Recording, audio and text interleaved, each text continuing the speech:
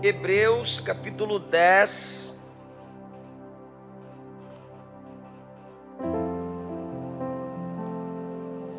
versículos 24 e 25, está escrito assim: e consideremos-nos uns aos outros, para nos estimularmos ao amor e às boas obras. 2 pontos. Não deixando a nossa congregação. Tinha que ser 2 pontos ali, depois tu acha outra tradução. Como é costume de alguns. Antes, ali ó, tá correto agora. Admoestando-nos uns aos outros.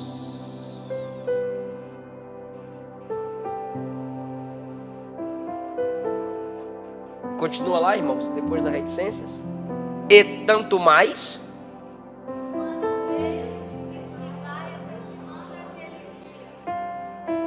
para uma melhor visão dos irmãos, a letra ali é sempre maiúscula,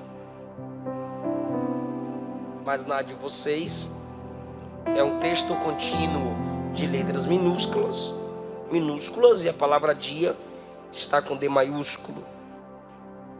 Então eu vou ler mais uma vez e a gente se senta. Não deixando a nossa congregação, como é o costume de alguns, antes admoestando-nos uns aos outros, e tanto mais quanto vedes que se vai aproximando aquele dia. Podeis assentar.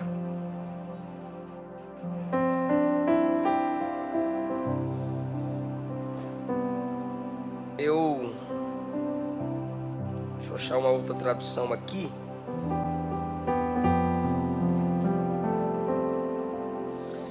Meu cunhado me deixou nervoso ontem, me testando, dizendo que ia virar desigrejado.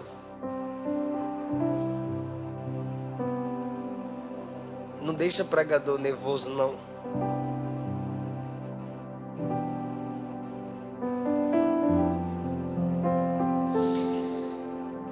Isso inspira a gente. Queridos, o diabo não perdeu a sua sabedoria, ela se corrompeu. Isso quer dizer que ele a usa para o mal. E de modo inteligente, algumas pessoas têm caído num laço do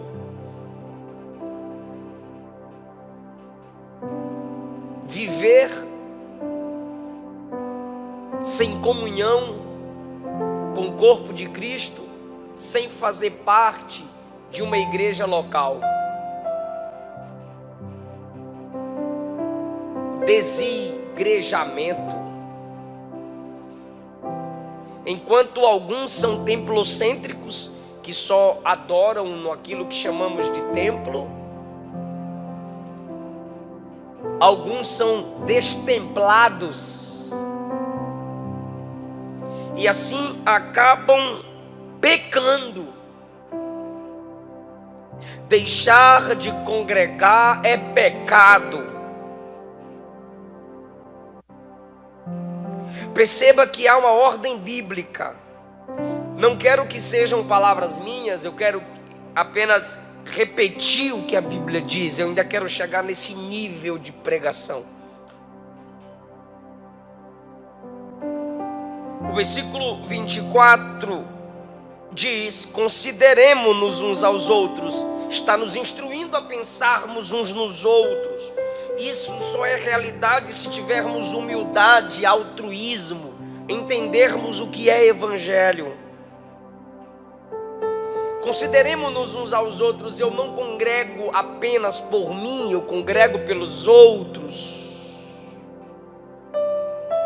Se eu penso que eu congrego apenas para receber, para ver, para perceber, deixarei de congregar, porque nem sempre recebo o que preciso, nem sempre vejo o que quero, e nem sempre é perceptível aos meus olhos aquilo que me agrada. Então é óbvio que eu deixarei de congregar. E mesmo assim,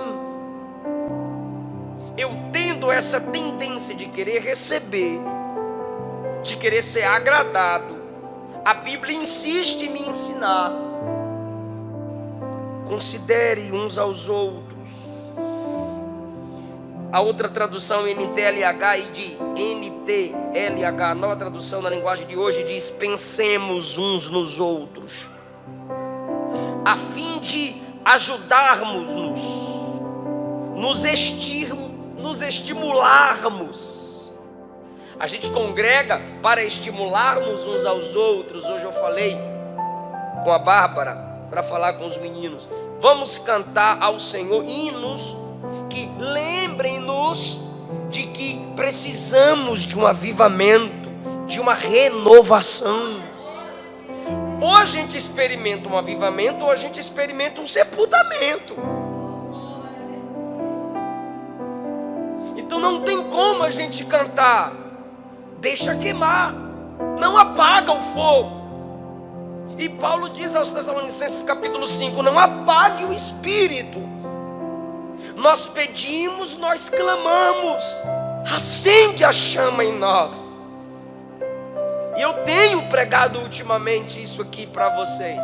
O fato de alguns de vocês convidarem, conseguirem trazer alguém num culto, numa quarta-feira, é obra de Deus em você, é obra de Deus através de você, e é obra de Deus na vida de quem você conseguiu trazer.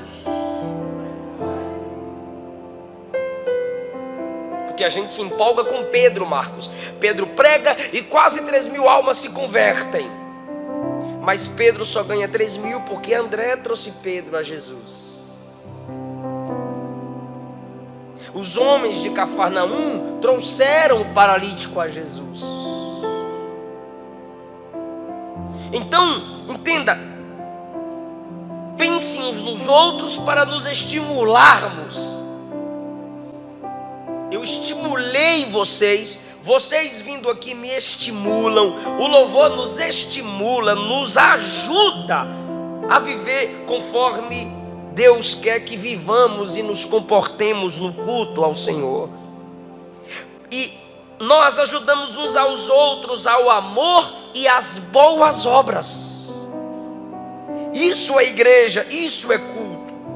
Não deixando a nossa congregação, eu gosto disso. Pensemos uns nos outros, estimulamos uns aos outros, não deixando de congregar. Recapitulando, você só consegue ser bênção para o outro se você não deixar de. Se você deixa de congregar, você deixa de ser bênção para o outro. Se você deixa de ser uma bênção para o outro, você está desobedecendo a palavra. E desobedecer a palavra é o quê? É pecado. E Provérbios diz que aquele que rejeita a palavra de Deus, até suas orações serão rejeitadas. Por que Deus não está me ouvindo? Tu não ouve Deus. Então é só Deus que tem que ouvir tu, e tu não tem que ouvir Deus.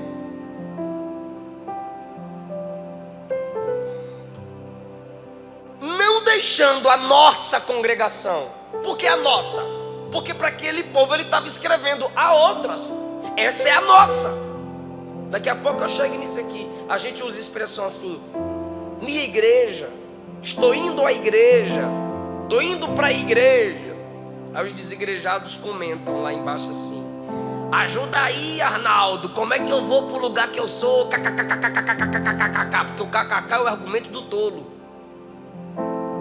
Porque ele sabe que o riso, o escarnecimento, limita o pensamento de quem está sendo afrontado. Como é que você diz que vai para a igreja se é você que é a igreja? Sabe de nada, inocente. Não deixando a nossa congregação, como é o costume de alguns. Então esse negócio de deixar de cultuar, de deixar de ir para a igreja, não vou para o culto porque fulano vai estar lá, não vou mais para a igreja porque entristeceram eu, não vou mais para o culto porque feriu eu não vou mais para a igreja porque não deu para desenhopar eu não vou mais para a igreja porque não deu moral para eu vou ficar em casa que o meu compromisso é com Deus. Não é de agora, isso aqui é antigo. O escritor já está tratando isso nesse tempo em que esse livro foi escrito. Como é o costume de alguns antes, diga antes. Ou seja, antes de você deixar de congregar, admoeste uns aos outros. Anime uns aos outros. Antes de você pensar em parar, observe quem está pensando em parar e ajude-o a não parar, mesmo que você esteja pensando em parar. Não deixemos de congregar. Antes, admoestemos uns aos outros a não desanimarem. Eu até já pensei também em deixar de ir para a igreja, eu até já pensei também em desviar, porque eu sou humano igual você, mas isso não vale a pena não. Bora ficar firme com Jesus. Por que ele está dizendo, antes de deixar de congregar, anime outros? Porque sempre tem alguém mais fraco do que você, observando você. E se você parar, quem já parou morre. Se você parar, quem está tentando correr tropeça. Você é luz. Você não sabe, mas alguém te observa e Deus te estabeleceu como exemplo na vida de alguém. Então ele exorta: congregue. Congregar é pensar no outro, é humildade, é altruísmo. Por que eu tenho que congregar? Por que a Bíblia está dizendo isso? Aí ela estreita o negócio. Quanto mais vede que vai se aproximando aquele dia. Que dia? Ainda mais agora que vocês veem que o dia está chegando. A igreja já vivia na expectativa da vinda de Cristo e nem viram os sinais que nós já vimos. Se eles, sem verem os sinais que já vimos, já se sentiam na expectativa da volta de Jesus, como nós deveríamos nos sentir depois de tanta coisa que a gente já viu. O escritor está dizendo: Jesus está voltando. Congregar te prepara para esse dia. Reunirmos-nos para cultuarmos ao Senhor juntamente nos fortalece para esse dia. Fala comigo, todo texto tem contexto. Agora diga, o contexto são versículos antes e depois. Para encerrar, diga, os contextos explicam o texto. Então, eu estou baseando minha mensagem no 25, mas eu comecei ela no 24. O argumento ainda está no 25. Vocês sabem que está chegando aquele dia, que é o dia da vinda do Senhor. Aí vem o versículo 26. Pois se continuarmos a pecar de propósito, ou seja, tendo conhecimento, já não há mais sacrifício que possa tirar nossos pecados. Está falando de congregar e de repente pula para pecado, porque deixar de congregar é... Deus do céu. Se continuarmos a pecar depois de conhecer a verdade, já não há mais sacrifício que possa tirar os nossos pecados. 27. Pelo contrário, resta apenas uma coisa: o medo do que acontecerá, o medo do julgamento e do fogo violento que destruirá os que se opõem a Deus.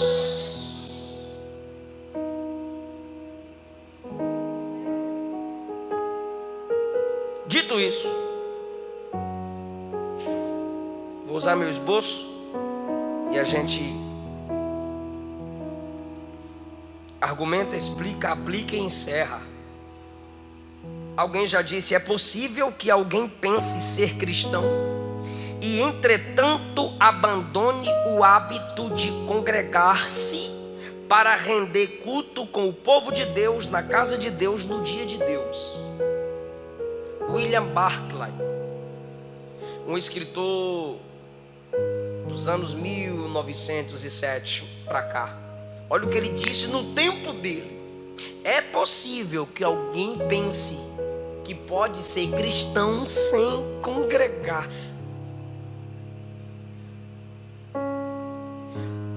imaginaria que um pregador deveria falar para uma congregação: não deixem de congregar. Ele está dizendo: é possível, pode ser, é uma possibilidade. Se ele tivesse aqui hoje, eu diria: não é uma possibilidade, é uma realidade. Tem gente que pensa que ele consegue ser cristão e não congregar. Ele disse que poderia ser possível. Não é possível, é real. Já está diante dos nossos olhos. A gente faz rodízio de culto. Se eu for em tal, eu não irei em tal. Se eu for nesse, eu não irei naquele. Óbvio, existem pessoas que têm suas razões, mas existem outros que por banalidade abandonam as suas congregações. Simplesmente deixam de congregar. Pastor, por que congregar? Congregar renova. 1 Samuel capítulo 1. O que é congregar? Estar reunido com os irmãos para o propósito de glorificar a Deus e edificar uns aos outros. 1 Samuel capítulo 1, Ana entrou na tenda, no lugar do culto, triste.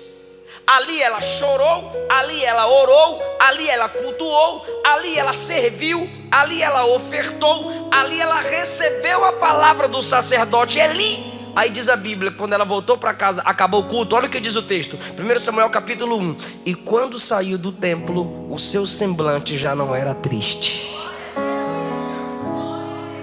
Aí quando você lê 1 Samuel capítulo 1, Ana vai para o culto chorando. Quando você lê 1 Samuel capítulo 2, a Ana que saiu do templo com um semblante alegre está cantando. Você sabe quantos e quantos cultos você já entrou na igreja pensando em desistir, pensando em desviar, querendo abandonar, abrir mão de tudo e todos, mas o louvor te elevou a Deus. A pregação sarou a sua alma. Vale a pena congregar. É o lugar da nossa renovação, irmãos. Salmo 73. Você corta, tá, Luiz? Eu estou abrindo a Bíblia, folheando, você corta. Salmo 73. Estou falando com o Luiz, é porque é ele que edita os vídeos lá do meu canal, irmãos. Salmo 73, olha só. Quanto a mim, os meus pés quase se desviaram, pouco faltou para que escorregassem os meus passos. Ele estava dizendo: eu ia largar de servir a Deus. Ó. Pois eu tinha inveja dos soberbos ao ver a prosperidade dos ímpios. Estou indo para a igreja e os ímpios que não vão para a igreja estão de boa, está melhor que eu, rapaz. 5. Não se acham em trabalhos como outra gente, não são afligidos como os outros homens. Porque eu vou ficar congregando se quem não congrega está numa vida melhor que a minha. 6. A soberba cerca eles como um colar, se vestem de violência. Os olhos deles são inchados de gordura, que é prosperidade. Eles superabundam as imaginações dos corações, eles são cheios de sonhos. 8. São corrompidos, tratam maliciosamente de opressão, falam com arrogância. Está dizendo o perfil de quem não congrega, tá, gente? Erguem a boca contra os céus, sua língua percorre a terra, ou seja, são linguarudos. 10. Pelo que o seu povo volta aqui e as águas de copo cheio se lhes espremem. Eles têm prosperidade de ir e vir. 11. E dizem: como sabe Deus? Há conhecimento no Altíssimo, ou seja, Deus não está nem aí para o que eu estou fazendo. 12. Eles são ímpios, mas estão em segurança, e suas riquezas aumentam cada vez mais. Muitas pessoas deixaram de vir à igreja porque ficaram se comparando com aqueles que não vêm à igreja. Igual esses aqui, ó. Esse aqui no Salmo 73, Asaf, está se comparando com quem não se reunia para cultuar ao Senhor. Versículo 14. Na verdade, em vão tenho purificado o meu coração, em vão tenho lavado as minhas mãos na inocência, pois todo dia eu sou afligido, todo dia eu sou castigado. 15. Se eu dissesse, aqui é uma possibilidade, se eu dissesse, falarei igual eles falam, a geração de meus filhos seria ofendida. Ele está dizendo assim: se eu falar do mesmo jeito que os ímpios falam, se eu ficasse Se eu pensasse em ficar sem congregar igual eles pensam, rapaz, a luta contra a minha vida ia ser bem maior. E vai ser mesmo. Pergunta para mim por quê? Porque Deus não tem compromisso com quem não tem compromisso com Ele. Agora com você Deus tem compromisso. O pai primeiro cuida de seus filhos, cuida primeiro de sua casa, para depois tentar pensar se ainda vai aconselhar alguém que precise de conselho fora da sua casa. Então Deus vai cobrar sempre dos seus servos mais do que aqueles que estão lá fora. Deus não tem compromisso com o ímpio, Deus tem compromisso com você. Ele diz assim: se eu pensasse como eles pensam, até a geração de meus filhos sofreria. 16. Quando eu pensava em compreender isso, fiquei perturbado. Eu estou tentando entender como é que ímpio prospera e crente passa a luta. Eu estou tentando entender como é que eu estou no culto, estou na igreja, estou na terça, estou na quarta, estou no domingo, estou na escola dominical. E eu sempre tenho essas dificuldades na minha vida. Eu não consigo entender. É isso que ele está dizendo, ó. Eu tentei entender isso, mas eu foi perturbado. Versículo 17. Até que entrei no santuário de Deus. Aleluia. Eu estava perturbado, duvidando, pensando em tudo isso, até o dia que eu entrei na casa do Senhor. Aí eu entendi o que? O fim deles. De quem? Dos ímpios. Certamente eles foram colocados em lugares escorregadios. Eles estão no caminho da destruição. Eles cairão na desolação. Como no momento ficarão totalmente consumidos de terrores. Como faz com o sonho o que acorda, ou seja, acordou, acabou o sonho. Assim também, Senhor, quando acordares, desprezarás a aparência deles. Assim meu coração azedou. Ficou se comparando com os ímpios. Sinto picadas nos meus rins, me embruteci, fiquei soberbo, fiquei burro, nada sabia, era como um animal perante ti. Fiquei tolo, animalesco, perdi a sabedoria, perdi a comunhão, o amor de um pelo outro, só de eu querer pensar igual aqueles que não vêm à sua casa, me tornei um animal.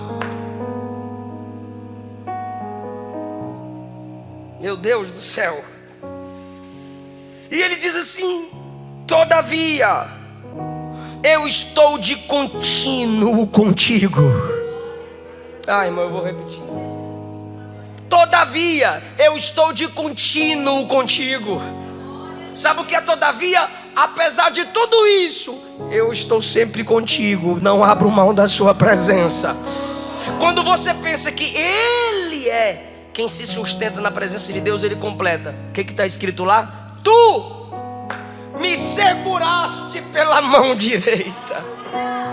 Todos vocês, todos nós aqui, já pensamos em parar, já pensamos em desistir, já falamos que não vale a pena congregar e ir para a igreja cultuar, mas Ele segurou na nossa mão e disse: não desiste da minha igreja, não desiste do meu povo, porque eu também não desisto de você. Alguém pode levantar a mão para dar glória a Deus, irmão? Se você está entendendo isso,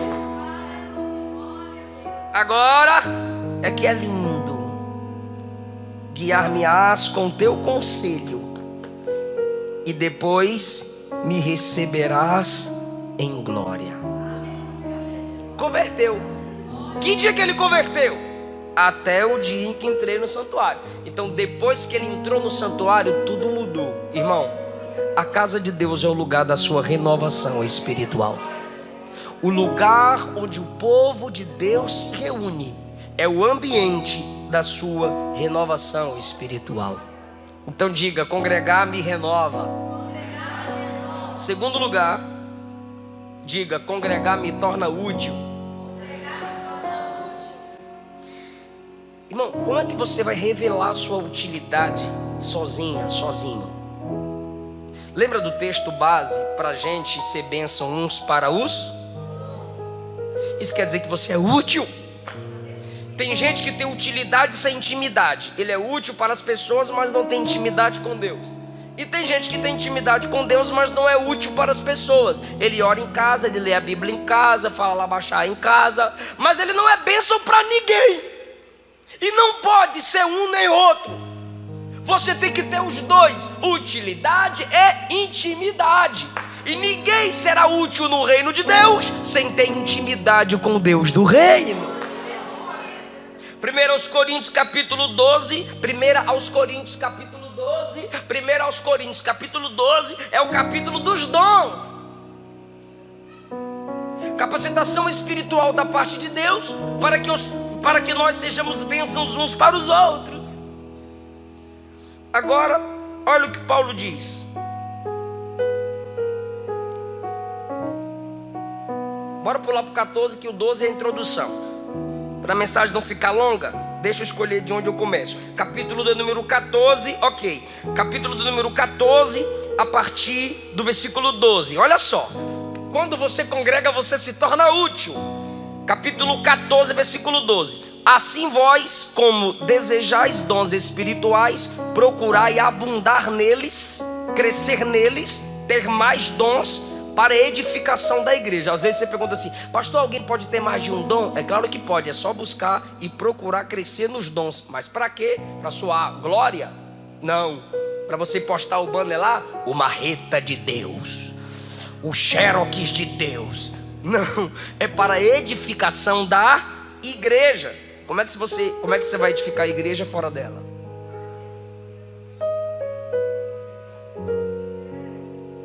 Bora lá. Qual versículo que eu li? 12, olha o 13. Pelo que aquele que fala língua estranha, ore para que possa interpretar. Olha para cá. Quando eu falo em língua, eu estou edificando quem? A mim mesmo. Mas por que eu tenho que orar para interpretar? Para edificar a igreja. De novo, o dom é para eu abençoar o outro. Deus só me dá dom para eu ser bênção para o outro. E como é que eu vou ser bênção para o outro longe do outro? É só pensar, gente boa. Lá de ser bestalhado.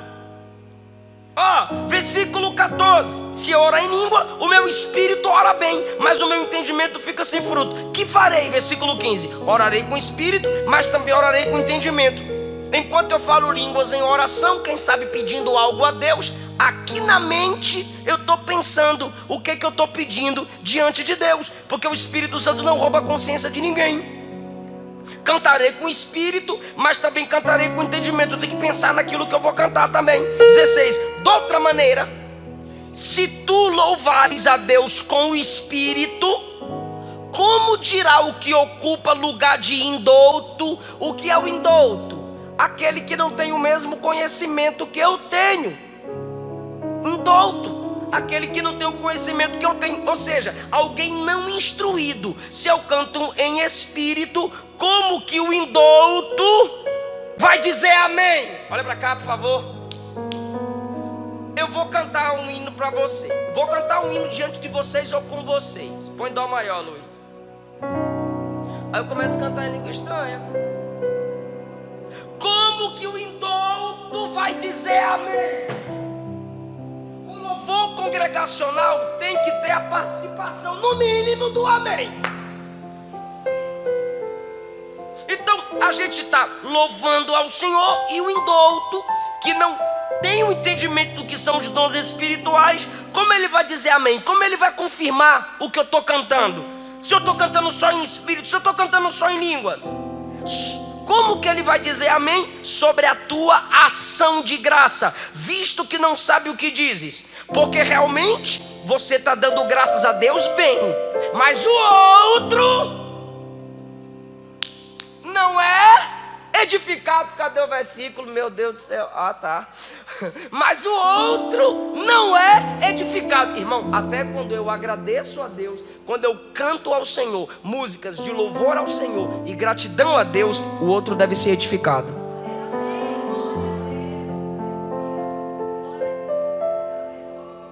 Quantas vezes eu já ouvi alguém falar: eu não canto pro homem, eu canto pra Jesus, não tô nem aí se eu cantar feio ou bonito, o que importa é que é pra Jesus. Quer cantar feio? Canta lá no seu banheiro, na sua sala, no seu quarto. Comprar? Culpa o tecladista ainda, o tecladista, o violonista, o batera não, o batera toca bem alto aí cobra a feiura. Às vezes, mas ele que perde o tempo diz que é o batera que tá perdendo. Vai ser uma outra mensagem. O que eu estou dizendo é: cante de tal forma que o outro também seja edificado. Faça com que o outro também glorifique a Deus. Então a Luana pode pegar o microfone aqui e dizer assim, ó. Põe dó maior, Luiz. Parece que toca, né? Não, eu só conheço essa nota mesmo. Deus tem feito coisas grandes na minha vida. Deus tem feito coisas grandes para mim. E olhando para trás, foi o tecladista aí, viu? Como é, meu Deus, que eu cheguei aqui. Você percebeu que ela não falou nós? Você percebeu que a letra não tem nós? A letra tem eu. Aí você pode dizer o seguinte: orgulhosa, Deus só faz na vida dela. Mas é você que pode estar sendo orgulhoso se você não conseguir dizer amém pela vitória dela.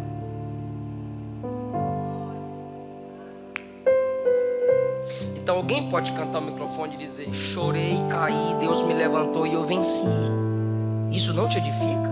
Será que não me edifica o meu irmão cantar que Deus curou a vida dele, levantou a vida dele, fortaleceu a vida dele? Aleluia! Então a minha gratidão é para edificar o outro. E como eu edificarei o outro se eu estou longe do outro?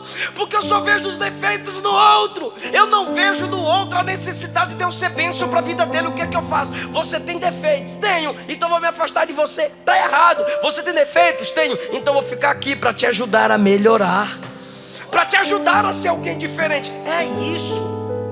É por isso que muitos deixam de congregar e querem colocar a culpa na igreja. A culpa é tua. É você que é fraco e quer parecer forte. Por quê? Se você é tão forte quanto dizes, ao ponto de criticar as fraquezas da igreja, você ficaria nela, sendo uma bênção nela. Se a igreja tem muitas falhas e você percebeu isso, é porque você teve discernimento. Se você tem um dom de discernimento, é porque Deus quer te usar aí para ser uma bênção nesse lugar. Foi assim, Luiz, que os monges fizeram. Quando a igreja começou a se corromper, eles começaram a sair do ambiente de culto e foram para os desertos meditar, ao invés de confrontar lá entre eles. Aí hoje tem raiva de Lutero, mas vocês tiveram a chance de vocês de lutarem aí dentro e preferiram sair. Lutero lá dentro disse: eu vou mudar esse negócio aqui, e mudou. Então pra que xingar Lutero hoje? Se teve o tempo de vocês e vocês não aproveitaram. Se foi a vez deles e eles não aproveitaram, Deus levantou Lutero. E Deus sempre vai levantar alguém. E quem é que Deus vai levantar? Quem está no meio da igreja. Deus não vai levantar quem está fora dela. Porque se eu estou fora da igreja, criticando a igreja, eu não tenho amor por essa igreja. E eu não posso ser uma bênção para a igreja de Deus se eu não tenho em mim o amor de Deus. Então entenda, querido, se você congregar, você vai ser útil. Eu posso chegar aqui, por exemplo, não tem culto, ou o pastor diz: olha, não vai ter culto não, mas vamos lá para uma reunião. Aí tem 3 obreiros. De repente o campo está aqui, todos os obreiros do campo. A presença dos irmãos aqui me estimularão a entregar uma mensagem para quem está aqui. Eu fui estimulado, ao mesmo tempo eu fui edificado. Consegue entender? Atos capítulo 13 diz que a igreja servia e o Espírito agiu no meio dela. Pastor, o que eu faço na igreja? Só congrega. O fato da igreja estar reunida em Atos 13, a Bíblia diz que todos serviram ao Senhor. Como? Reunidos. Só pelo fato de estarem reunidos em Atos 2, o Espírito Santo desceu e encheu os que estavam assentados. São princípios de Deus. Primeiro, congregar renova. Segundo, congregar nos torna úteis. Se você deixa de congregar, você está dizendo: eu não tenho dons. E você tem. Porque no reino de Deus, está preparado para dar glória a Deus? No reino de Deus, ninguém é tão cheio que tenha tudo, ninguém é tão vazio que não tenha nada. Se você tem o Espírito de Deus na sua vida, alguma coisa você tem aí para a glória de Deus. Terceiro lugar, congregar revela humildade. Revela o quê? Humildade. Em Isaías 65:5, o Senhor está criticando um grupo de pessoas que diz assim ao próximo: ó, se afaste de mim, pois sou mais santo do que você. Aí Deus diz: esse povo me ira, esse povo acende a chama da minha ira, é como fumaça no meu nariz. Por quê? Porque os que se isolam da igreja se sentem mais santos do que ela. Interessante é que eles usam a Bíblia para criticar a igreja, mas foi a igreja que preservou a Bíblia. O cara não consegue interpretar. Turma da Mônica, e quer interpretar a Bíblia sem a ajuda da igreja. São argumentos que precisam serem falados para derrubar os malignos pensamentos que o diabo tem colocado na mente das pessoas para tirar a gente da igreja. Deixa eu ver aqui mais 1, 2, 3 para a gente encerrar. Ó, por favor, isso aqui é mais do que uma pregação. É como se fosse uma aula sobre o ato de congregar. Eu não sei se você já viu, mas eu acho que já. Então fala e anota. Diga: não foi Constantino. Fala. Só as irmãs. Só os varões. Só as vasas. Não foi Constantino. É um dos argumentos que os não institucionalizados ou desigrejados mais usam contra nós que congregamos. Vocês passaram a chamar prédio de igreja e templo e se reunir em prédio depois de Constantino. Não foi não. Vai estudar. Porque a Bíblia vem nos dando princípios. Deixa eu falar de história na introdução. Igreja de Dura, Europa. Ela é o local de reunião mais antigo que se conhece. Situa-se na Síria. Foi usada como local de reunião dos irmãos em 233 a 256 depois de Cristo. No ano 233 depois de Cristo, os crentes que eram proibidos de se reunirem publicamente por causa de perseguições e congregavam, sabe onde? Cemitérios, cavernas. Se reuniam aqui na igreja de Dura, Europa, congregando ali na Síria. 233 é o ambiente mais antigo que se conhece de reunião de culto. Sabe quando foi que Constantino se tornou imperador? 306. Em 233 os crentes já estavam reunidos. Em 306 Constantino diz: os crentes podem congregar, ir para o culto, templo e tal. Aí eles dizem que isso veio de Constantino, um falso crente. Mas não é. E não é só na história que eu me baseio para provar que os irmãos pós-Cristo, pós-apóstolos, idade ali dos pais da igreja, já tinham a prática de se congregar num ambiente.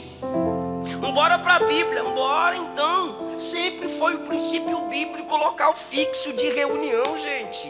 Moisés fez o quê? Tabernáculo, lugar de encontro, lugar de culto, lugar de reunião. Davi fez o quê? Tenda, lugar de culto, lugar de reunião. Salomão fez o quê? O templo, lugar de culto, lugar de reunião. Profetas profetizaram no templo. Levitas cantavam e tocavam da tenda ao templo. Sacerdotes ensinavam no templo. Irmão, Ciro, Esdras, Neemias, Zorobabel cooperaram, trabalharam, participaram na reforma e no retorno do templo. Os judeus no cativeiro, o que eles fizeram? Lugar para se reunir, sinagoga, só para não deixarem de congregar.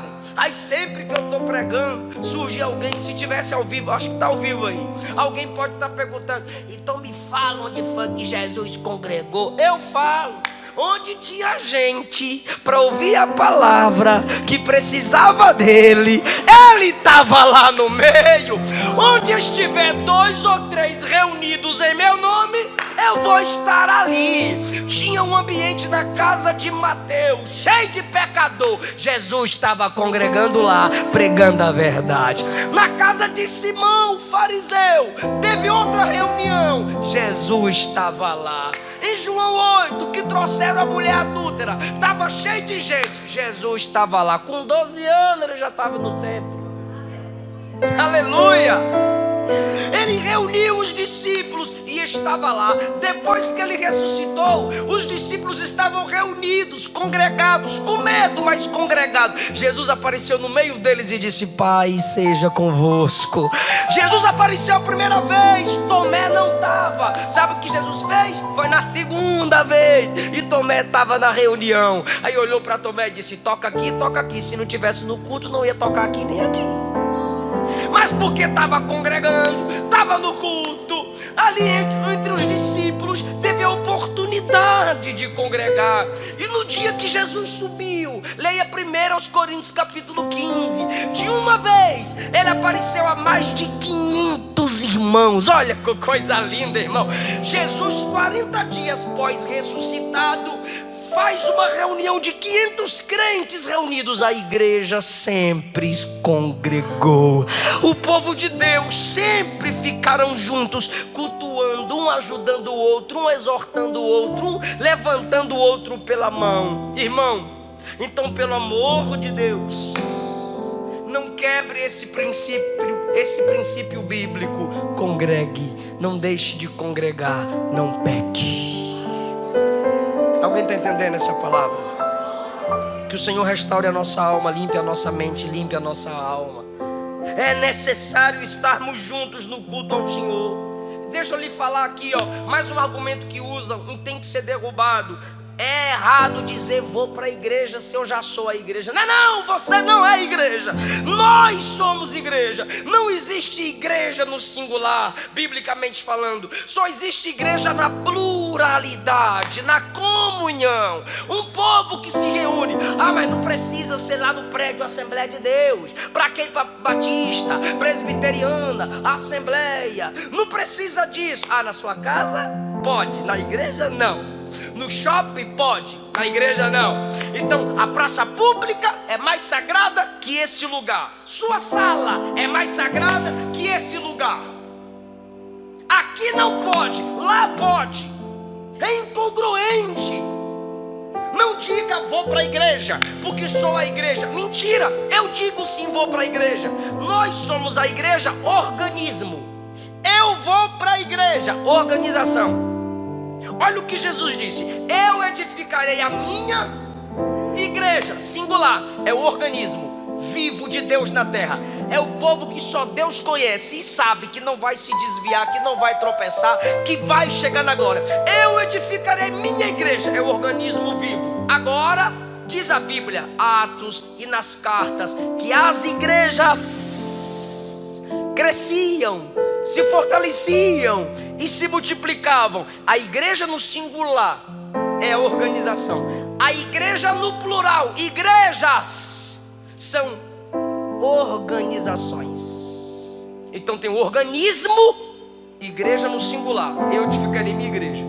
E tem as organizações, igreja no singular, organismo, o povo que só Deus conhece no mundo inteiro. Mas existem as organizações que cooperam para o benefício do organismo. Numa igreja batista, o povo de Deus está sendo edificado. Numa igreja presbiteriana, outra parcela do corpo de Cristo está sendo edificado. Aqui nessa igreja, mais uma parcela do corpo de Cristo está sendo edificado. É assim, são organizações, igrejas no plural, pontos de congregações. Então, querido, se igreja não tem endereço, por favor, me escute. Se igreja não tem endereço, para quem Paulo escreveu a primeira e a segunda carta aos Coríntios? Para quem? A igreja de Deus em Corinto. Era uma cidade? Tinha um endereço? Corinto tinha endereço? Tinha um povo ali? É uma igreja. Aí vem, primeira carta de Paulo aos Tessalonicenses. É a igreja de Deus na cidade de Tessalônica. Carta de Paulo aos Colossenses. A igreja, povo de Deus na cidade de Colossos. Carta de Paulo aos Filipenses. Igreja de Deus em Filipos. Carta de Paulo aos Gálatas. Igreja de Deus na Galácia. O que Jesus disse a João? O que vê, escreve para a igreja ou as 7 igrejas, plural, que estão na Ásia, cada uma com seu endereço. Então um irmão dizia: hoje eu vou para o culto, estou indo para a igreja de Pérgamo. Outro dizia: eu estou indo para a igreja de Éfeso. Outro dizia: estou indo para a igreja de Tiatira. Outro dizia: estou indo para a igreja de Filadélfia. Igual a gente diz: hoje eu vou em Campinas, amanhã eu vou na Vila Nova, tal dia eu vou na Batista, tal dia eu estou na Assembleia. Você não vai para a Católica. Porque onde tem idolatria está a mesa dos demônios. É a Bíblia que diz. E eu encerro. Não estude com quem não valoriza a igreja. Quando eu apresento os meus cursos, alguém pergunta assim: em qual faculdade você se tornou? Eu disse: em qual delas você quer saber? 4 a 5 seminários eu fiz. Não, pastor, mas faculdade federal pública eu não preciso. Você só precisa estudar teologia reconhecido pelo MEC se o seu desejo é ser professor de religião em alguma faculdade. Porque o MEC trabalha com pluralismo. Não existe verdade absoluta, toda verdade é relativa. São nessas faculdades federais ou públicas que você quer o reconhecimento pelo MEC, onde se tem professores liberais, teólogos liberais. A Bíblia não é a palavra de Deus. Os milagres são invencionices dos escritores. Os milagres de Jesus não aconteceram. E aí você vai ficar um professor frio, mentiroso, dando aula de religião, coisa que nem você mesmo acredita. Ateu disfarçado de acadêmico.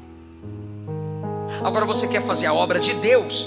Estude num seminário ligado a alguma igreja. O seminário que aquela igreja abriu.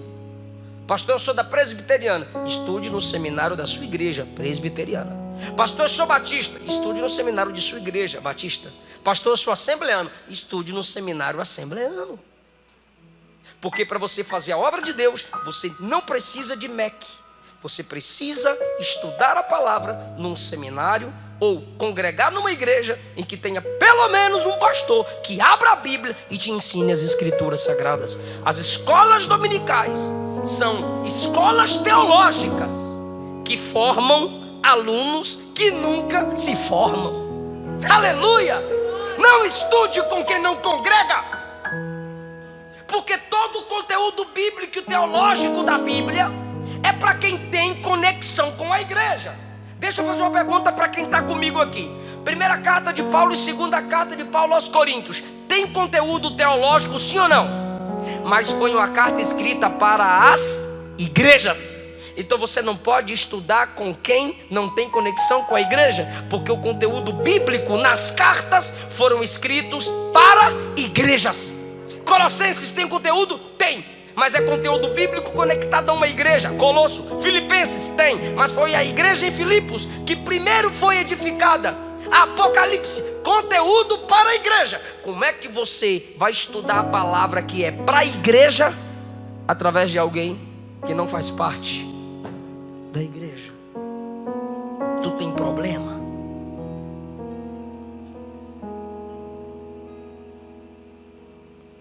Aí eu não posso concluir essa mensagem sem falar o que eu vou falar agora. Eu sei o valor da visitação. Jesus visitou a sogra de Pedro e ela foi curada. Mateus 18 ensina sobre visitar o irmão fraco. Pedro saiu visitando em Atos capítulo 9 e gerou a ressurreição de Dorcas. Paulo também visitava os irmãos e os fortalecia na fé.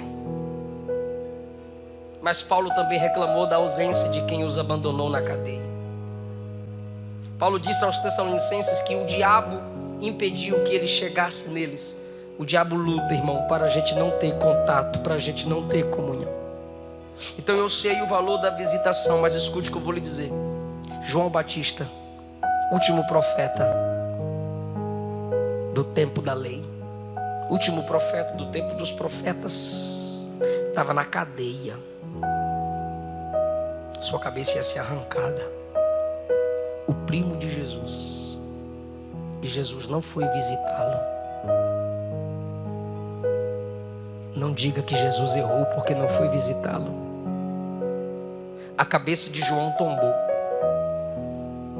Mas até hoje a voz de João ecoa. Arrependei-vos porque é chegado o reino dos céus. João não deixou de ser quem foi porque não recebeu uma visita.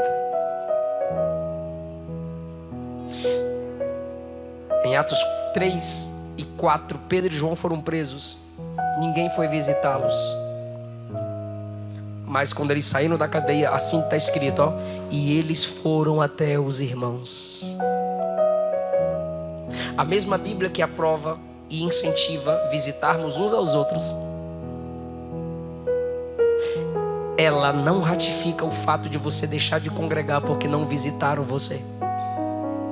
João continuou sendo profeta mesmo não sendo visitado pelo amor encarnado que é Cristo. E Pedro não desistiu da igreja mesmo a igreja não indo até ele, ele foi até a igreja. É o mesmo endereço, se não forem até você, você sabe o endereço e você pode vir. Tem provas que Deus te permite passar, é para você crescer, é para você se desenvolver. Está na hora de dar um passo a mais e evoluir no seu ministério, na sua chamada. Eu chorei enquanto eu orava ali hoje à tarde no meu escritório. Eu chorei porque enquanto eu preparava essa mensagem, eu sei que tem gente que se tornou desigrejado por feridas. Pastores, bandidos, ladrões, pilantras, falsos profetas. Pastores sem visão que não sabem dar oportunidades. Pastores mentirosos, lobos com capa de pastor. Isso fere a gente. Eu disse, tem gente assim, Deus, porque eu conheço esse tipo de obreiro, eu conheço esse tipo de pastor. E o Espírito Santo foi me conduzindo às Escrituras Sagradas. Espero que essa palavra sare o seu coração de vez e você cresça a partir de agora. Mesmo magoada, mesmo magoado, você não pode abandonar a causa de Cristo, a obra de Cristo, o povo de Cristo, o ato de congregar. Por que, pastor? Vou te provar na Bíblia. Sara, magoada 2 vezes por Abraão, que o anegou como esposa. Essa Sara gerou Isaac, que através dele veio Jesus. Eu não ouvi um glória a Deus, então eu vou repetir. Sara, magoada 2 vezes pelo marido que a negou como esposa. Essa Sara, mesmo tendo essas 2 mágoas, continuou caminhando e gerou Isaac, que através dele veio Jesus. Agar, magoada por Sara, encontrou Deus no deserto. Serviu Sara, depois sofreu outro golpe de Abraão e Sara. Foi expulsa com um pão e um odre de água. Mesmo assim, magoada, ela chorou com medo de ver o filho morrer. Mesmo magoada, ouviu a voz de Deus no deserto e viu Deus abrir fonte no deserto para saciar sua sede. Deus não desiste daqueles que sofrem mágoas na vida. José, magoado com seus irmãos, se tornou governador e alimentou o mundo no tempo da sua administração. Jonas era um profeta magoado com o comportamento dos ninivitas, não queria ir, Deus o forçou a chegar. Mesmo magoado, se levantou e pregou, e com a pregação daquele magoado, Deus fez Nínive se arrepender. Toda a cidade se arrependeu ouvindo a pregação de um camarada magoado, porque mesmo com suas mágoas se dispôs a pregar o que Deus lhe mandou pregar. Pedro, claro que Pedro foi ferido, até por Jesus. Jesus o chamou de Satanás. E no dia da ressurreição, Jesus perguntou: tu me ama? Te amo. Tu me ama? Te amo. Tu me ama de verdade ou não, Pedro? Nessa terceira vez, Pedro se magoou, se entristeceu, se feriu e disse: eu sei que tu sabes que eu te amo, tu sabes todas as coisas. Se esse Pedro pregou no dia de Pentecostes, e como eu já falei e repito, Jesus salvou quase 3.000 almas.